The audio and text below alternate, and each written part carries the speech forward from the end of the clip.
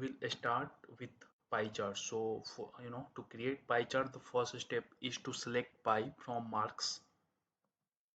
So you select pie here, and then suppose you want to analyze your cells for category, then you can drag and drop cells in angle, and then you can take category in colors.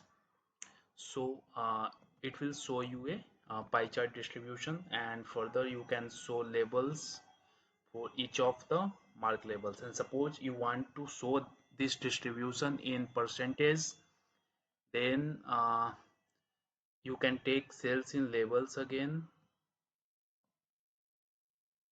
and what you have to do, you have to go to quick table calculation, and you have to show the percent of total. So as you can see, we have the distribution in percentages now. So this is a complete steps, this is a complete step to create a pie chart. And now coming to donut chart, what we have to do, so suppose we have to create two pie charts, so that would create one donut chart. So we'll get, start with the first one first. So you just have to type 0 to keep a line there, and you can keep minimum. For this again we have to repeat the same steps what we have done for pie chart. So take pie here and just take cells in angle, then category in colors. So you have first step, say first pie chart here, then take the second one.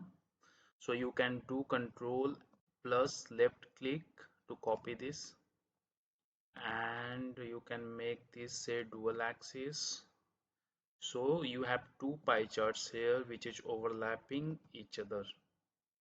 From the second pie chart, what you have to do, you have to remove the color, and you have to make this little bit smaller and change the color here to white. And to little bit beautify this, what you have to do, you have to hide these headers, so because we don't need it, you just hide it. For time being, let's change this to entire view. And now let's increase the size.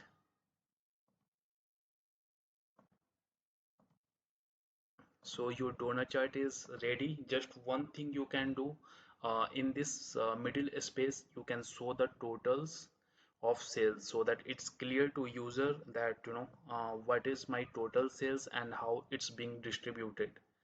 And here you can take the sales, and maybe you can you would want to show this in percentage. So this is a nice donut chart which would be helpful to analyze the our distribution of data. Thank you.